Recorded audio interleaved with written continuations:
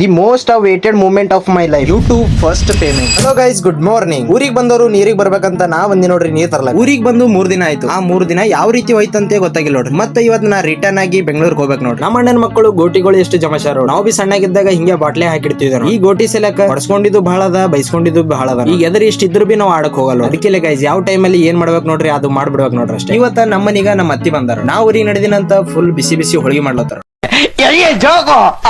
ಸುಮ್ನೆ ಅಂದೆ ಗಾಯ್. ಬಟ್ ಇವತ್ ನಮ್ಮ ಮನ್ಯಾಗ ಒಂದ್ ಫಂಕ್ಷನ್ ಅದ, ಸಿಂಪಲ್ ಆಗಿರೋ ಟೋಟಲ್ ಕಾರಣ ಅದ. ಅದಕ್ಕೆ ಮಾಮನ್ ಕರ್ತವ್ಯ ಏನೇನ್ ಇರ್ತದ ನೋಡ್ರಿ ಎಲ್ಲ ಮುಗಿಸ್. Guys, the most waited moment of my life. ಯಾಕಂದ್ರೆ ಇದು ಬರೀ ನಾರ್ಮಲ್ ದುಡ್ಡೇ, ಬಟ್ ಇದು ಬಂದಿರೋದು ಯೂಟ್ಯೂಬ್ ಕಡೆಯಿಂದ. ನನ್ ಚಾನಲ್ ಇನ್ನ ಮಾನಿಟೈಸೇಷನ್ ಆಗಿಲ್ಲ, ಬಟ್ ದುಡ್ಡು ಇಲ್ಲಿಂದ ಬಂದ. ಗೈಸ್, ಈ ದುಡ್ಡು ಬಂದಿರೋದು ನಮ್ಮ ಅಕ್ಕನ ಚಾನಲ್ ನಿಂದ. ನಮ್ಮ ಅಕ್ಕಂದು ಒಂದು ಗ್ರಾಮರ್ ಕ್ಲಾಸ್ ಚಾನಲ್ ಇದೆ, ಅದು ಮಾನಿಟೈಸೇಷನ್ ಆಗಿ ಬಹಳ ದಿನ ಆಯ್ತು. ಅದ್ರದ್ದು ಫಸ್ಟ್ ಪೇಮೆಂಟ್ ಬಂದದ. ಗೈಸ್, ಇದು ಒಂದೇ ದಿನದಲ್ಲಿ ಮಾಡಿ ಒಂದೇ ದಿನದಲ್ಲಿ ಬಂದಿರೋದಲ್ಲ. ಈ ಮೂಮೆಂಟ್ ಗೋಸ್ಕರ ನಾನು 4 ವರ್ಷ ಕಾಯ್ತೀನಿ ನೋಡಿ. ಕೊನೆಯಲ್ಲಿ ಒಂದೇ ಮಾತು ಹೇಳಕ್ ಇಷ್ಟಪಡ್ತೀನಿ, ಪ್ರಯತ್ನ ನಿಮ್ ಕಡೆ, ಫಲ ಅವನ್ ಕಡೆ. ಇನ್ನೊಂದು ವಿಷಯ ಏನಂದ್ರೆ, ಫಸ್ಟ್ ಟೈಮ್ ನಾನು ಗುಲ್ಬರ್ಗಾದಿಂದ ಬೆಂಗಳೂರು ತನಕ ಬಸ್ ನಾಗ ನಡೆದಿ ನೋಡಿ. ಬಸ್ಸಿಂದ ಎಕ್ಸ್ಪೀರಿಯನ್ಸ್ ಯಾವ ರೀತಿ ಇರ್ತದೆ ಅಂತ ನೆಕ್ಸ್ಟ್ ವಿಡಿಯೋದಲ್ಲಿ ಹೇಳ್ತೀನಿ ಅಂತ ಹೇಳ್ತಾ ಇರ್ತೀನಿ ನೋಡಿ. ಇಲ್ಲೇ ಮುಗಿಸ್ತಾ ಮತ್ತೆ ಸಿಗೋಣ. ಬಾಯ್, ಟೇಕ್ ಕೇರ್.